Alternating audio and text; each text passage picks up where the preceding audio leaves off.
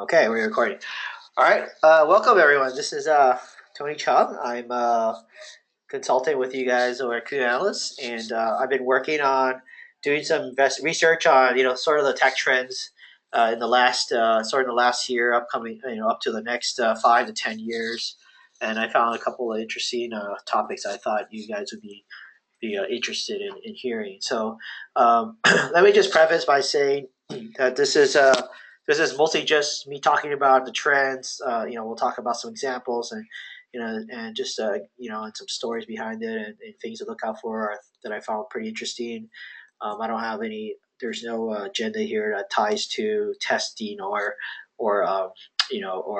recruiting or any type of that. It's just mostly hopefully give you guys an idea to really get an idea of what's coming down the pipe, what you've seen yourself in your around you, your industry, your neighborhood. That hopefully this kind of all makes sense. And I had a good time really learning about all this stuff and happy to share with you. Okay, let's get started. So, okay, all right. So top 5 hot trends that I kind of investigated and looked into. We'll talk about today. We'll talk about home automation. We'll talk about autonomous vehicles. We'll talk a little bit about artificial intelligence and machine learning, and they're related, but they're not necessarily the same thing. We'll talk about enterprise security, which has been around for a while, but mostly why is this new and what are the trends to look forward to, and then lastly we'll talk about virtual reality and AR, which is also a hot topic that you've seen. And as you guys know, I'm currently working in one of these industries in my day job. So let's start with home automation. 1 second, sorry. So what is a home automation? It's basically everything nowadays that you've been doing in your home. Things like you answer the doorbell and you turn on the smoke detector and you make sure you close the garage door, and you turn on the TV, and you just you turn on the remote control, and you also just anything you can think of. Open your trash can to getting recipes on what you want to cook. Everything nowadays that you do in your home, this whole industry now is really taking it to the next level. So as we previously talked about, that I did a presentation on a while back, was on Internet of Things, IoT, and home automation is basically a subset of that. And the real idea is that every item that can be hooked up to the usage of home can be controlled through different avenues of technology.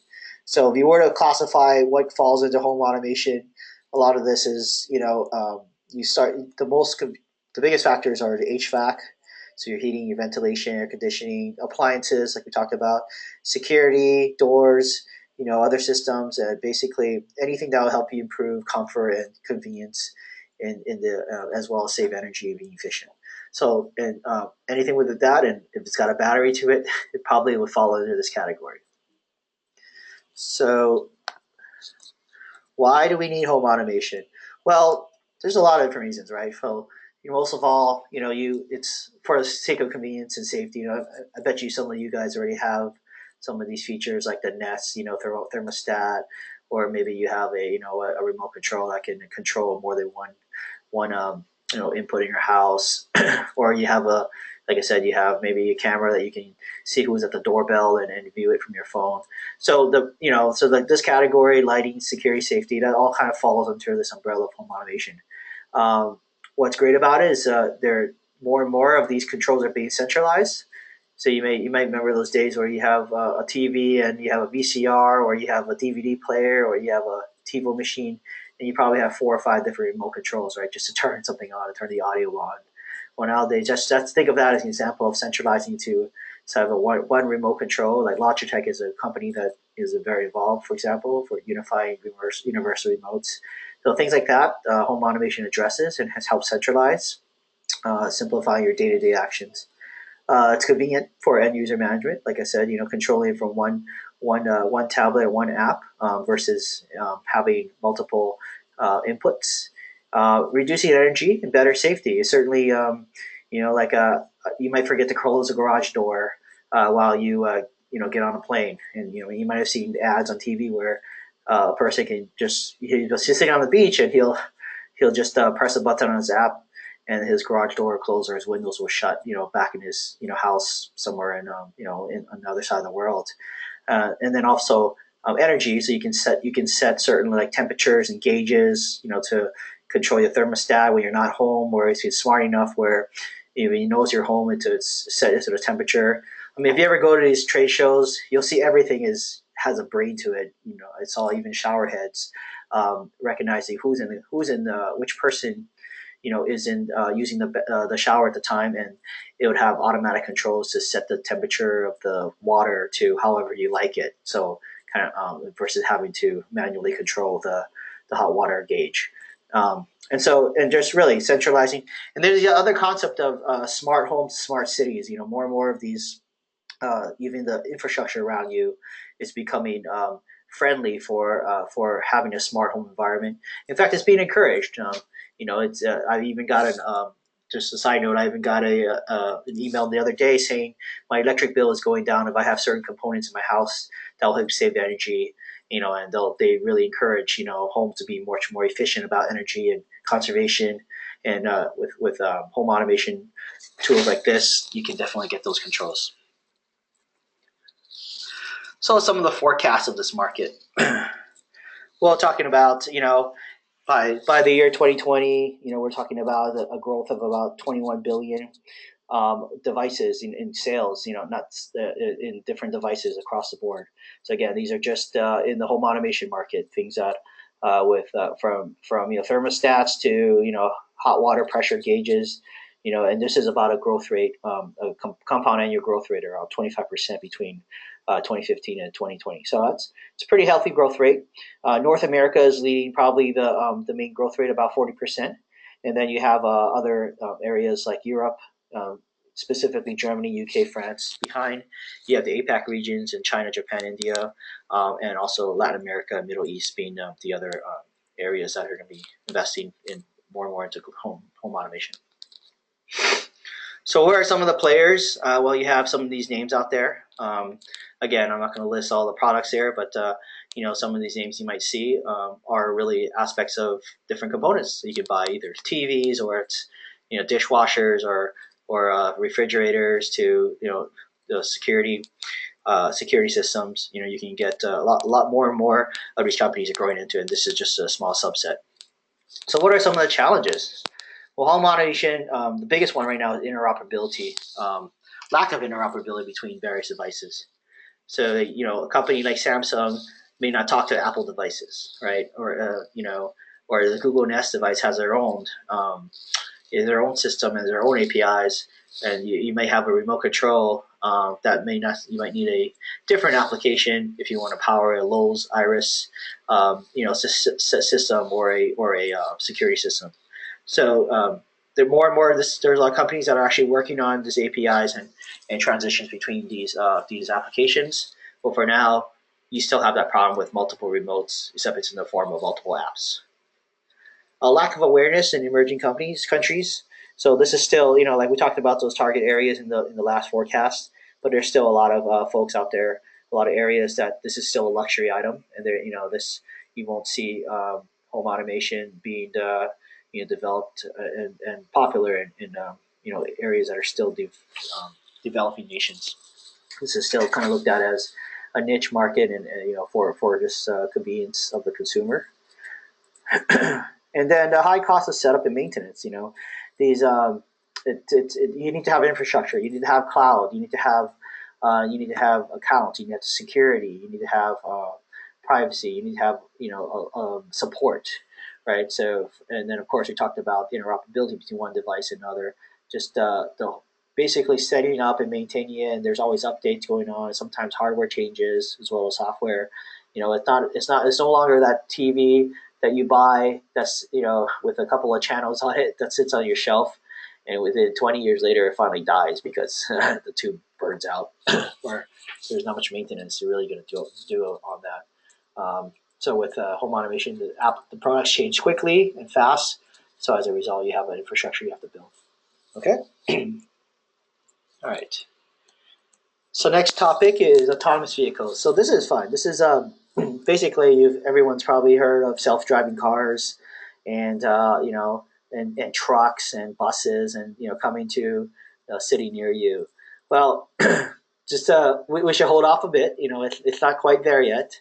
In fact, just a little clarification. When you ever hear the term autonomous vehicles, there's actually four different levels of autonomy. And you may or may not know it today, but there's a lot of cars and vehicles around you that are in level 2 or 3 already out there that's around you. So let me go through each one. First off, the level one. Level one is, and this is all classified by described by the NHTSA back in 2013. So the level one is called functional specific automation. This is in the category where you might have something like cruise control at your on your car, or lane guidance, or maybe even automatic parallel parking. Some of these vehicles today have these a bit, or having ABS on your brakes, be able to lock your tires in time, or detect. These typically don't require sensors or a lot of extra hardware, but you might have auto self driving on your cruise control. A lot of the cars have that type of feature today. Level two is what they call the combined function automation. These are basically taking cruise control, but now maybe say adapting it with say lane centering, versus being in an independent area. Drivers that are responsible for monitoring roadways are typically they're still in control of the car, but they at least they can at least wash their car and maintain their functionality in their lane. So this is kind of the next level up. You can still have hands-off steering, but your foot still needs to kind of be on the pedal for brake and such. Then there's level three, which is what's classified as limited self-driving automation. So this is where drivers can actually see all their safety critical features. They can actually rely on the vehicle to monitor when the conditions transition. So you can Tesla's Model S's today are at level three. You can actually get in a car. It can take you from point A to B once you put it into a mapping system. But you're probably going to still be behind the wheel, and you're watching what goes on. And there's something if there's cases of elements or storms, or a truck a bunny jumps on the road, you can still grab control and swerve, or and brake. But for the most part, this is much closer to the car being able to operate from point A to B in a sort of a unique and you know not unique, but a very common path, and a common as long as you follows the map. But of course, excluding things like elements and wind and storms, like you can't do that yet. And then so level four, that's level four, is being able to perform all those driving functions under specified conditions. So you're still taking control of it if you need to. And then finally, the last level, that's level five. This is where we're having a full self-driving automation mode. Vehicles doing everything. You're just sitting back, and you're just you wake up and everything's there. This is going to be in the best case condition where it knows how to handle traffic and elements and breakdowns and all the types of features in it. We're not there yet, but that's where everyone strives to be at. So let's talk a little bit about level five, because that's kind of the interesting stuff and where we're going to be heading.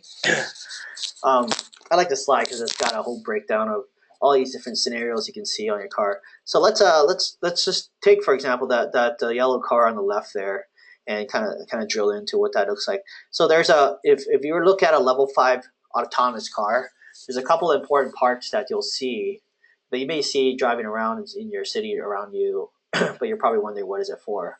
So first off, you have the location mapping software. There's a piece up there at the route that helps you detect where you are. Right, it's like the GPS. It's typically it's in the back where like an antenna, and that will be connected to your satellite network, and that's your GPS. We have GPSs today, right? It tells you where your maps are, what's the best way to get from one route to the next. So you definitely need to have the location mapping antenna and software on your car. Then you have route planning. It helps you. This is using this is where you have an actual computer. The computer does all the work. It takes all the information. It takes all the data that it plots. It takes a route, and then it knows where to avoid, what people to not hit, what potholes to avoid, other vehicles around you, and it does all the math.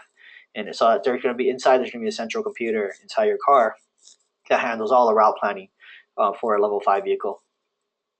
Um, at the top, you have that little thing on top of the camera, or that little thing that's actually your that's actually what they call lidar. Lidar stands for gosh, what does lidar stand for? Laser detector. It's a laser sensor.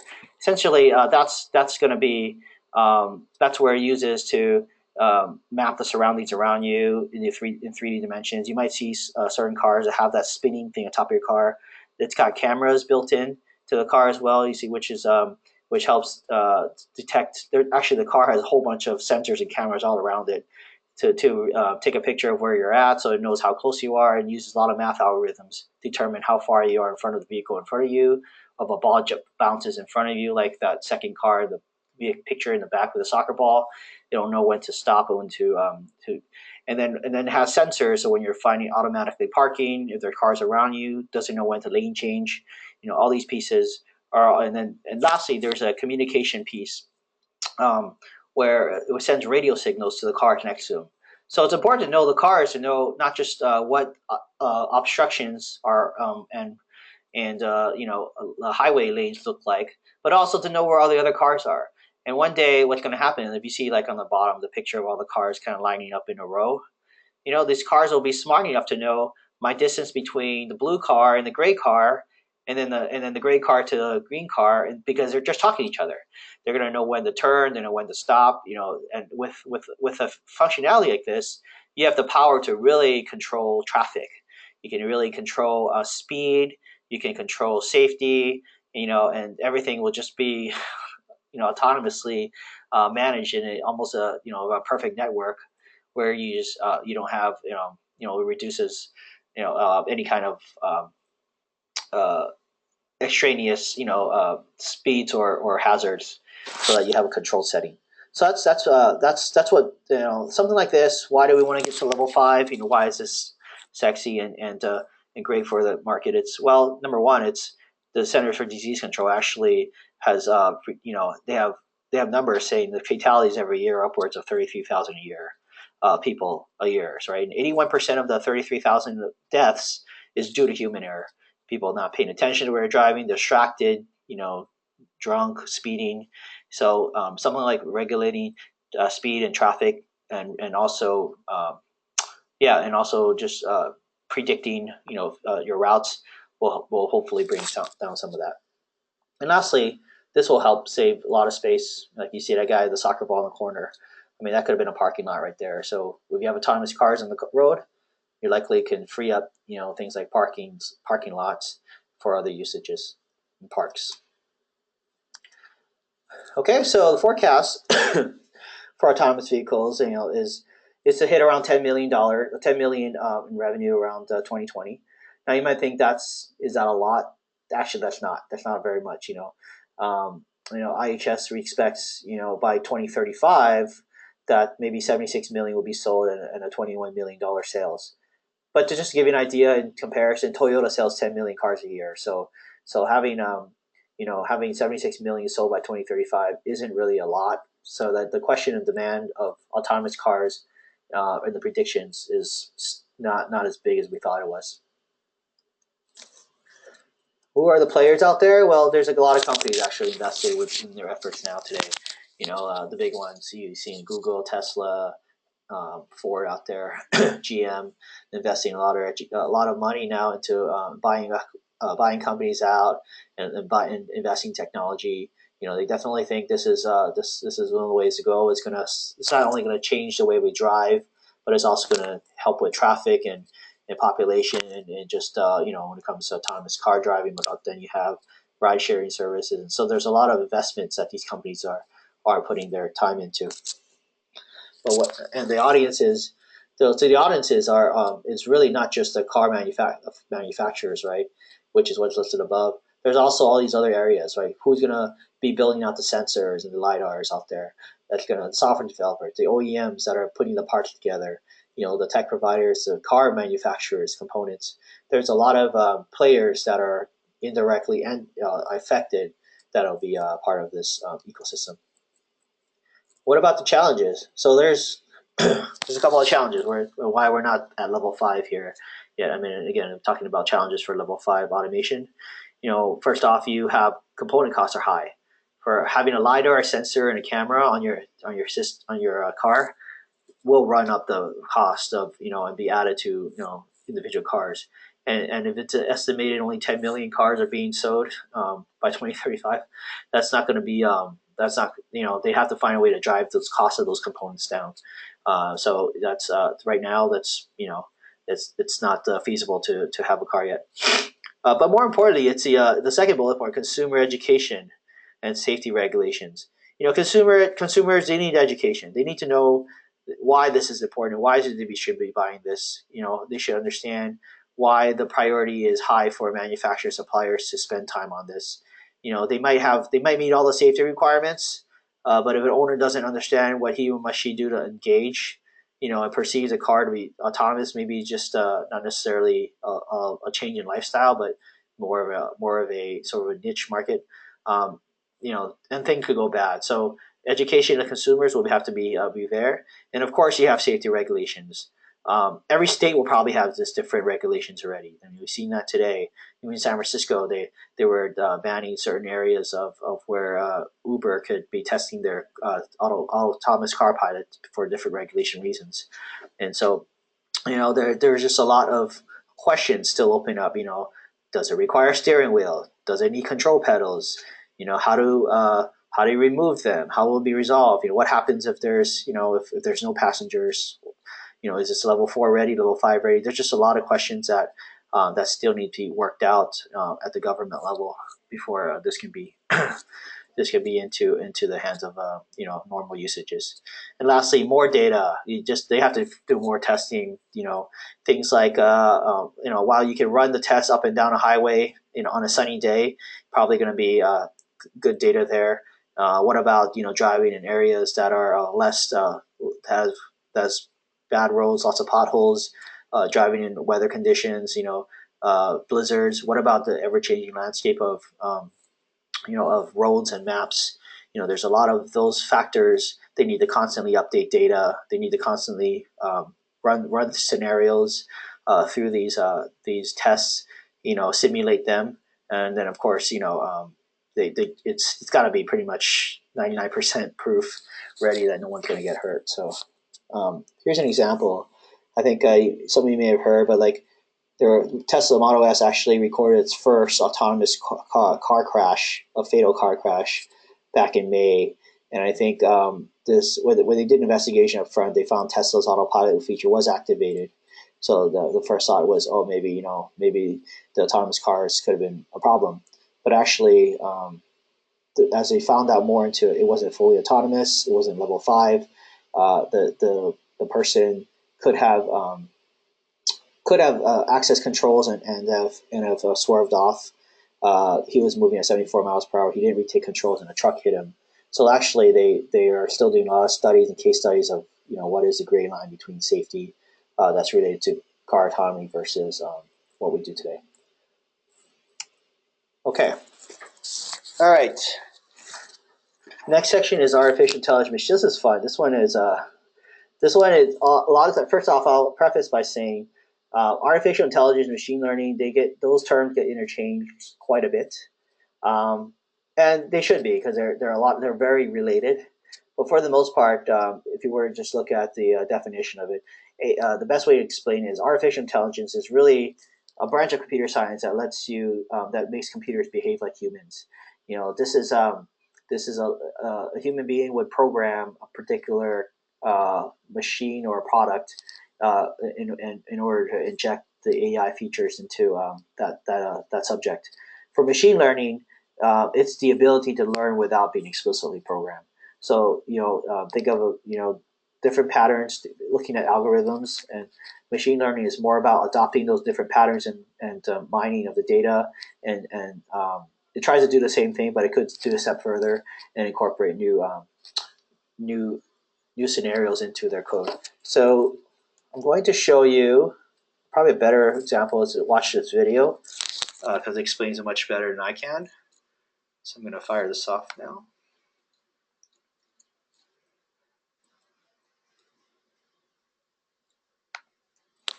Hold on, you probably can't see it, right?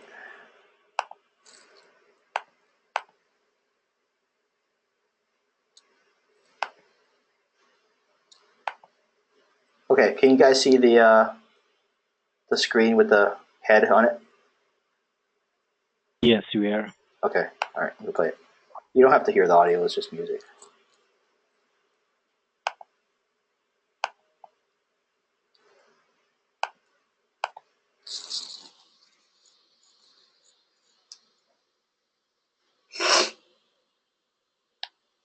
Hold on, it's not loading. Give me a second.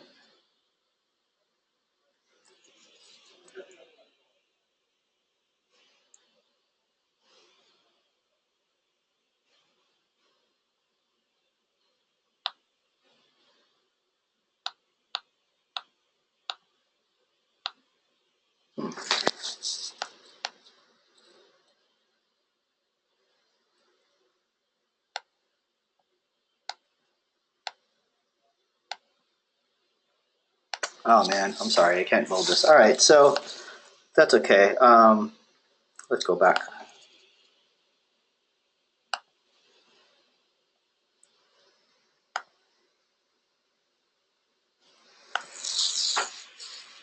Okay, well, anyway, what you were going to see was it was breaking down. It was going to be some examples of what artificial intelligence versus machine learning, and then another category called deeper learning, what that really is. The best way to explain it, this I saw this little snapshot on the video website, is that artificial intelligence is sort of it's sort of the mass overall piece to this, and then machine learning and deep learning are just subsets of it. If anything, it's probably a Venn diagram of pieces of it. The AI is really so some examples we've actually first off, let's start with AI. There are two types of artificial intelligence classified by the market today. There is what you call the applied AI and the generalized AI. So applied AI is much more common these days. It's where you use you use software and hardware to intelligently trade stocks.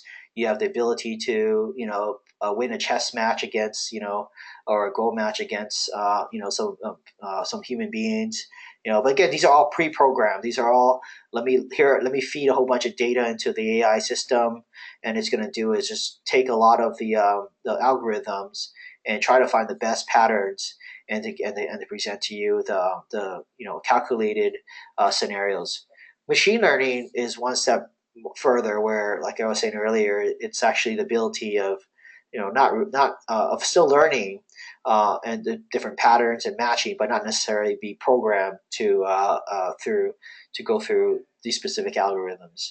It teaches itself actually to create new algorithms based off of the data. So the more data you feed it, the more it creates these algorithms and it creates these patterns and so it just that you can then apply back into an AI model.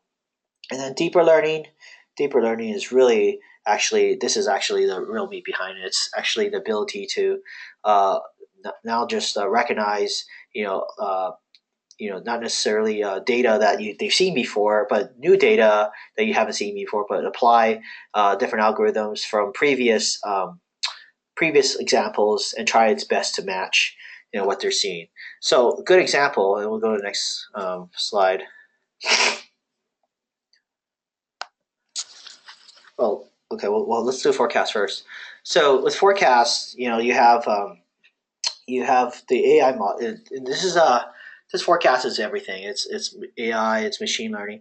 Now again, machine learning AI is not a product. It's a whole set of algorithms. It's a process. It's a way of really training and building into products. So you can't really say I'm buying a AI product. In a sense, artificial intelligence affects almost every industry: financial, healthcare, defense, consumer retail, advertising, media, entertainment, banking, in nearly everything. You can think about examples like I just said. With banking, you can have the best algorithms to think about how the stock market will predict and do. In the next year during election year, you can do advertising, right? Advertising, being smart about targeting what ads go to you, knowing that you've shopped at this store more, say 2 times, and you're in the this particular area of this country, and you happen to be this class and this age, and we know your gender. If all that information just really applies that and tries its better ways to predict what kind of products we think you like. We think you like this type of shoes, and not that pair. So really, a slicing up and dicing up that data. But we're talking about a forecasting of 36, almost 36 to 37 $1 billion by 2025. Which is pretty amazing as more of these products are starting to adopt AI and machine learning type of functionality. It makes sense for the type of products to escalate over time. Another way to look at it is just really breaking it down by the top 10 use cases across the industry. We talked about again, computer vision, natural learning, processing. It's if you slice and dice this up, like what deep learning is, for example, like some of the usages of how I would use AI. Things like a text query of images or predictive maintenance. Taking the static images and then tagging them. We see some of that today in social media applications and like Snapchat, Facebook. These are all really taking these algorithms and try to remember who you are, looking at and applying all the data around you and trying to give you the best product. So this is a way of showing how the scale of features for AI can grow. So who are the players? Well, you have a couple here. You have Google's AI system. This is the one where famously, I think they beat that champion, the China Go champion, with who had never lost a game. I think this computer beat him. Facebook's newsfeed we talked about using deep learning algorithm. And that's an example. It's like as whenever you have Facebook and you're looking at every day you check it, you see a feed of each member is coming up. It helps you. It looks at how you do your scrolling. Are you stopping the scrolling?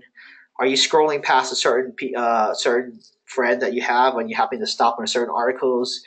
Spend time, maybe 30 seconds, 50 seconds looking at a post, clicking the actual link, clicking the like button, or skipping ahead when you see posts you not care of. If you look at it, you can see your ads, for example, on your right hand side starting to change. It's starting to morph to what you've actually liked and what you spent time on.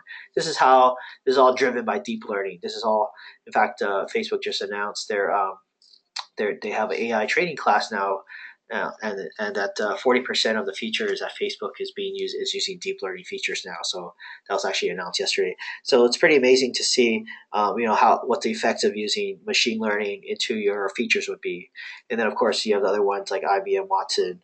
IBM Watson is probably a good example of AI. So programming the application. So some of you may remember IBM Watson went on Jeopardy and beat those contestants. That was kind of the early days of what Watson can do. Nowadays, they're talking about bringing IBM Watson into security. What kinds of analysis of data, taking millions and millions of data points, unstructured data now, not even just data, interpreting them that a human being can never do, in their lifetime, and bringing things and actually parsing data outside of what you're feeding into a system. For example, can I look at blog posts out there? Can I look at white papers that are on the web? Pull out research reports, just parsing text, parsing out sentences, and putting them all into, and then doing a deep analysis of all these different unstructured data sets, and then coming into and then trying to formulate patterns and actually readable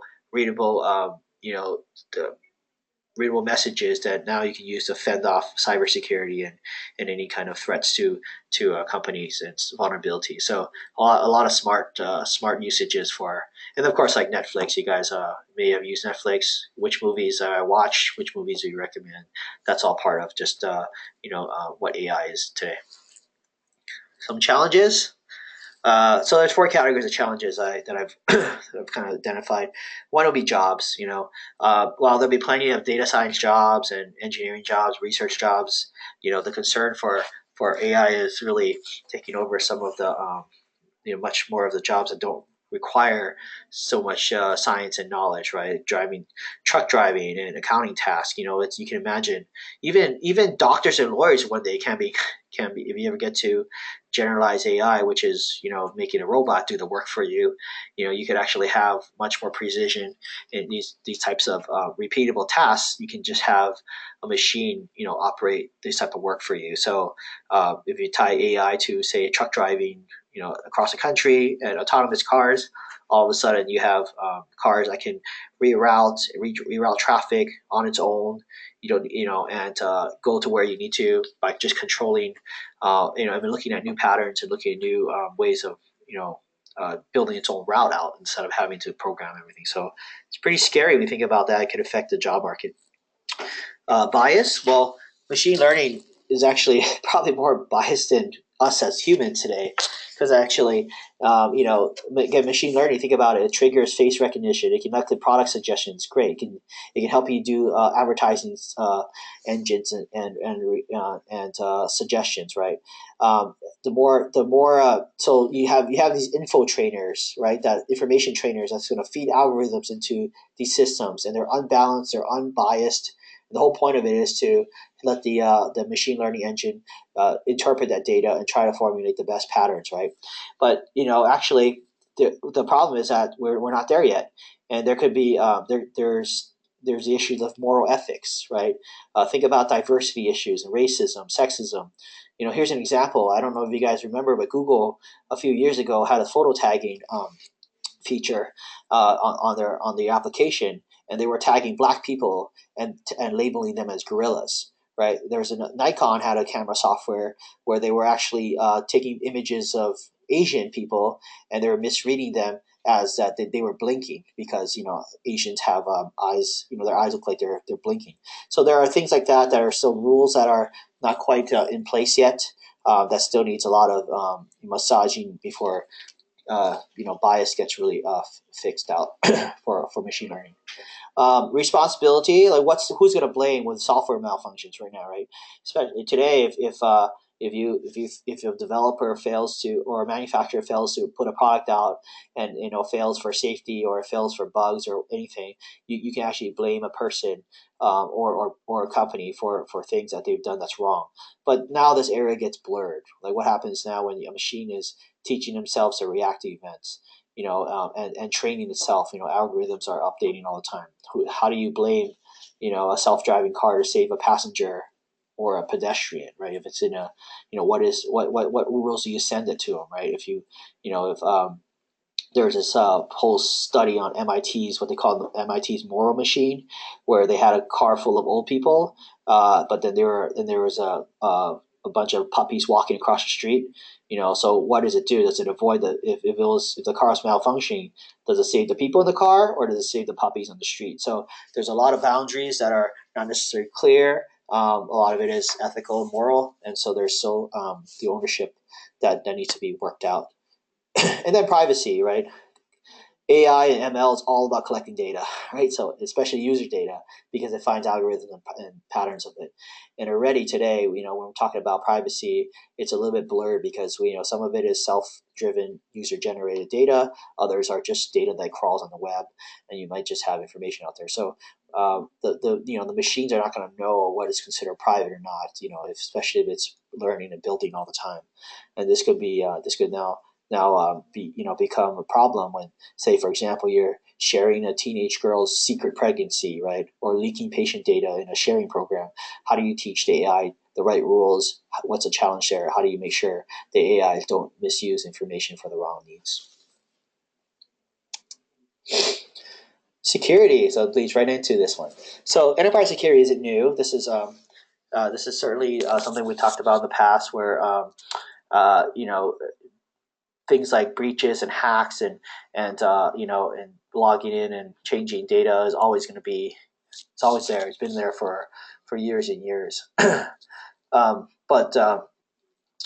what is new? What is new about enterprise security? What is something that what's different between, say, last year's prediction? How is it getting worse? What are some things and some trends we need to pay attention to.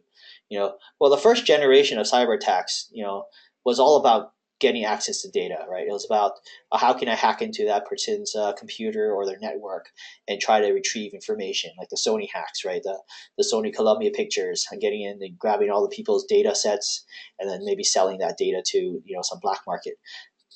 then you had the next. Then you moved on to data theft, right? So, well, first accessing the data. Now it's data theft, where now you can take that data, steal it, and then selling it off to someone. And how do you? But now this next level of security concerns is about how do we take that stolen data now and altering it and changing it from one machine to another. This now becomes really scary when and think about it. The number of devices and number of systems out there are making it easier for hackers to get access to your ecosystem. Let me give you an example. Think of if you had a Fitbit or some sort of a pedometer watch, right? Well, think about where that Fitbit came from, right? Who touches a Fitbit? The user touches a Fitbit, but also the manufacturer touches the Fitbit, and then you have the cloud provider that's hosting the IT infrastructure, so you can pass the data up to the cloud and back. They're touching your Fitbit, and then you have third-party APIs where another company, another app might say, "I want access to that Fitbit data so I can stream it on this app." They're touching your Fitbit. So all of a sudden, you have multiple layers of people looking at your one device that can provide all sorts of risky and challenges to tampering your data just from your multiple entry points versus like an old traditional watch that just sits on your wrist and no one touches it, right? So and that's just one personal IoT device, right? So think about how this can blow up. So what's the biggest concerns? Well, number one, what types of attacks are there? There's I found two that I want to talk about. One is called shadow IT, and the other one is data breaching. So the shadow IT is essentially it's a term for just like it's more tailored to legacy systems, data management, infrastructure. Companies that don't necessarily have the best protecting their big data, protecting their enterprise information. This could be people that are passing data around and don't even think about the attacks on it, the security risk about it. For example, I could be emailing a coworker using Messenger, right, and or some kind of a messaging program, and send my resume or my data around.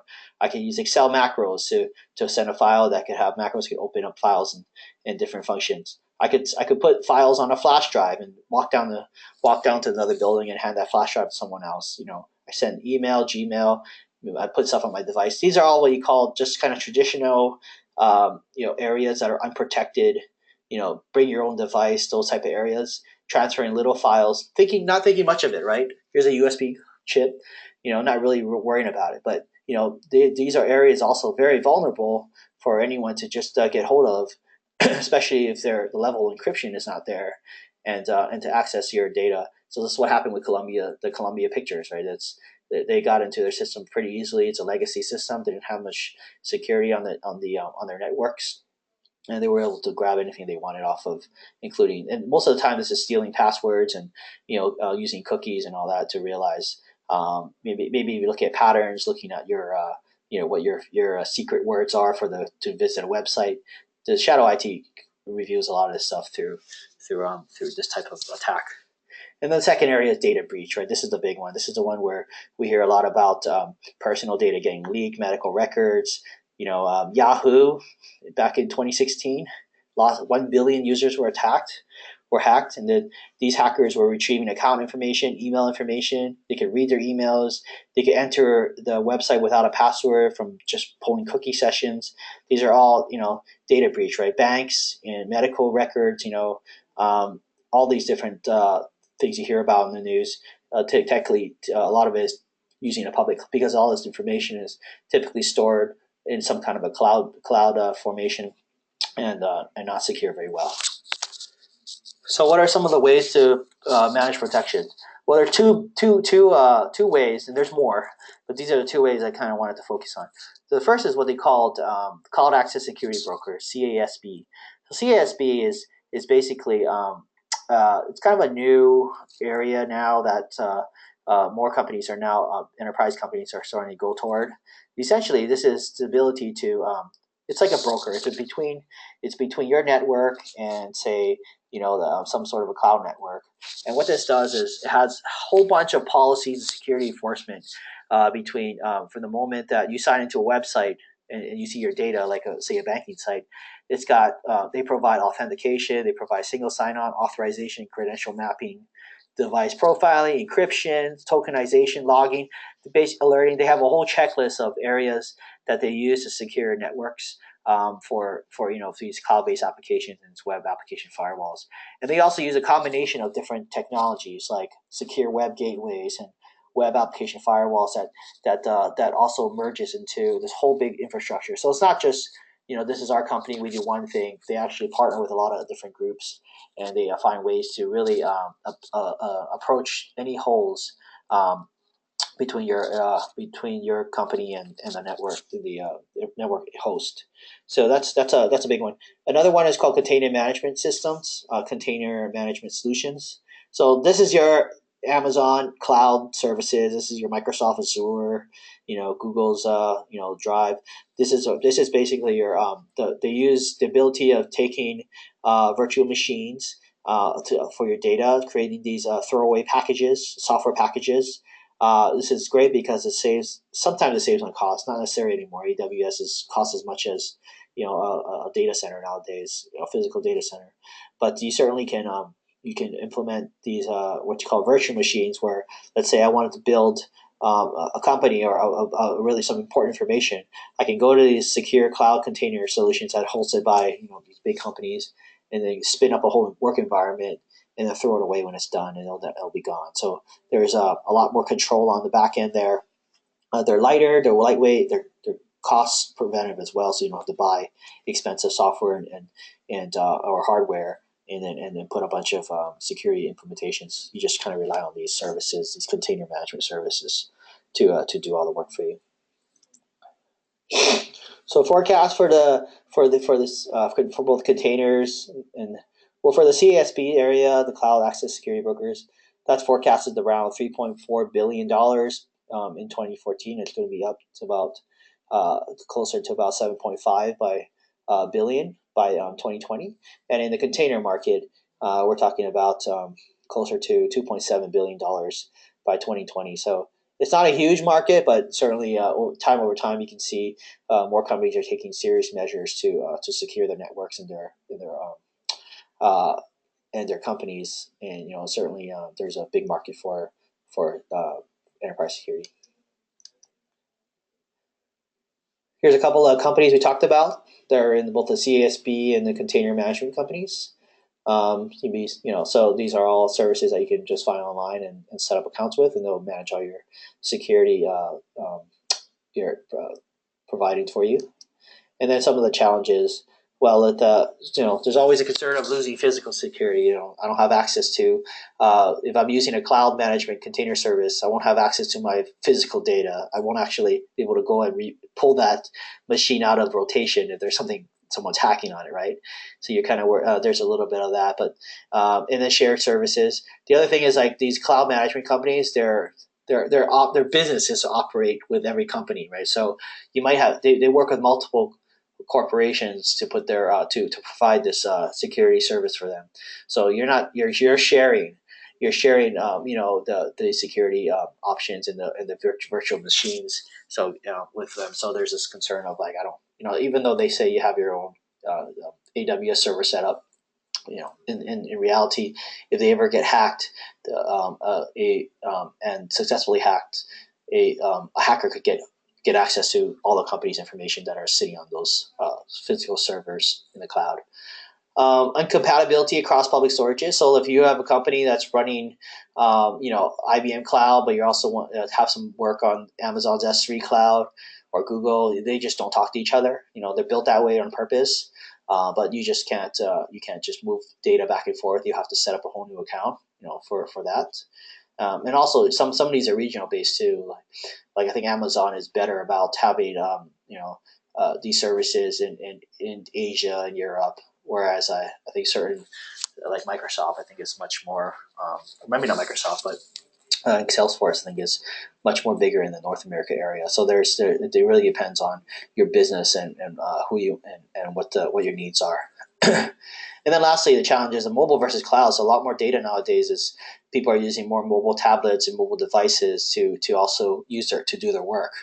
And so, whereas on a desktop, you just upload everything to the cloud. So there's a question of like, when you're reading your data or you're loading your data on a mobile device versus a computer device. There's this challenges of like, will that data scale? Will that data be encrypted? Is the protocols for mobile, standardized to cloud based? Or vice versa. There's still challenges between interoperability between physical devices as more and more people are kind of doing their work from devices now, and also mixing their personal information on devices to their work information, it gets a little bit more riskier, and the lines are a little bit grayer on what data should be uploaded and what shouldn't be. So, okay. All right, a few more minutes. I'll try to blow through this. All right, the last section I talked about here is augmented reality versus virtual reality. So, by definition, virtual reality is essentially computer generated simulation on say a real environment. Like so, you can simulate information, you can simulate data, you basically put the user into a scenario where they are experiencing a reality, their reality, but in a virtual way. It's not doesn't it's not real. For augmented reality, it's really bringing the realness into over to a layer of artificial enhancements, computer generated enhancements. So think of it as a picture on the right is you're putting a layer of um, uh, into what you are seeing into the real world. And so they both have different use cases. They both have different benefits for it. There are a lot of similarities, but there's also a lot of differences. So here are some usages. So like for let's say in the autonomous reality, augmented reality, excuse me, world, design is a big factor, right? So think of if you're a design firm and you want to build out new products, you can actually augmented reality will give you the ability to kind of see things on the fly and build it without having to prototype and save costs on prototype in early design stages. Training, medical training staff on procedures, looking at being able to enhance the visualization of the human body, doing 3D models of patients, MRI, CT scan, and helping surgeons use guided tools to really to do operations. And then of course even retail, right? Like so, the ability to to really shop and see what you're going to get before you actually buy it is a great draw. In VR, you have the auto industry that can build 3D models for and have employees simulate driving through different cities, and trying different levers and controls before actually getting out and putting their car into the real world. You have entertainment where basically bringing virtual reality to reality, right? So something like this picture here. I think this is a Superman ride. While you're experiencing the actual human senses with touch and feel, your mind is also showing you a whole different reality of what you can completely model. You could be had any kind of application on there that can change your entire ride experience into a whole different ride just by what your brain is telling you. And then lastly, the gaming market. That's a $45 billion market by 2025, gaming. So VR alone is probably $23 billion by 2020. So really, this is a big area of where VR can be a big player, and it is today. So the forecast for, I guess, in this case, slide talks about both VR and AR, and then of course this also breaks it down by software and hardware because in VR and AR you do have to have hardware in order to render the software, right? As a breakdown, it's about $35 billion in software and it's about 45 billion in hardware. So, the forecast talks about almost 80 billion, by 2025, just in using VR AR applications. alone. That's about yeah, and it's projected to that's $80 billion projected by 2025. So who are the players? Well, you have VR AR companies. VR companies. Some of the ones you know already: Oculus, Google. You guys work with those today. Sony, Nvidia. So even the OEM manufacturers are into VR. Apple is actually their hands are in both. They're both in AR and VR, even though they haven't released anything yet.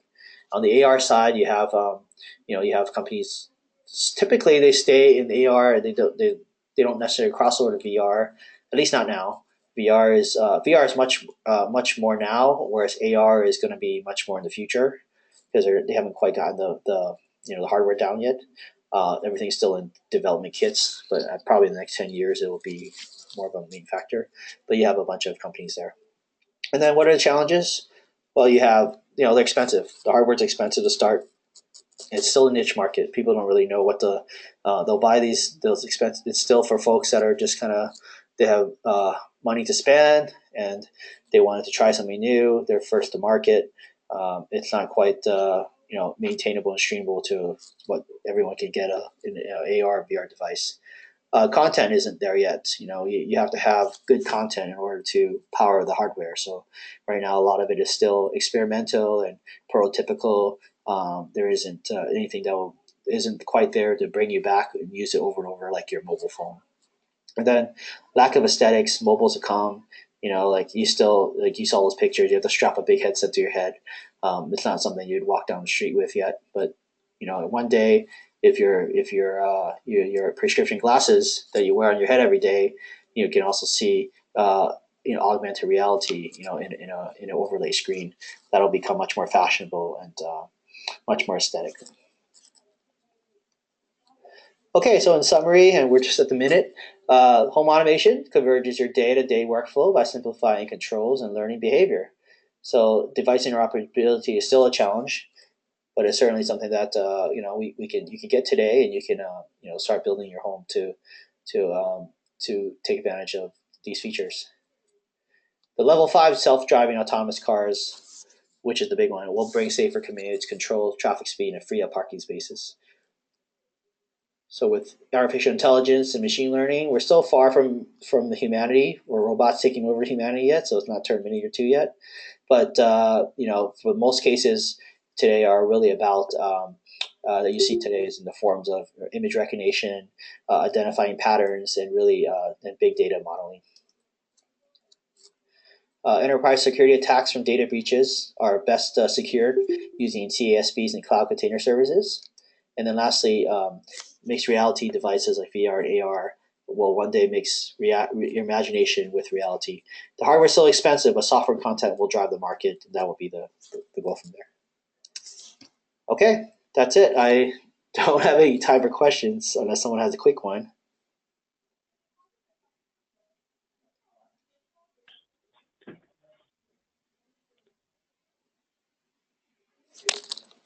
Okay, all right. I'll be saving this off as a recorded session, and thank you everyone for coming. Thanks, Tony. Thanks, Tony. Thanks, Tony. Bye bye. Okay.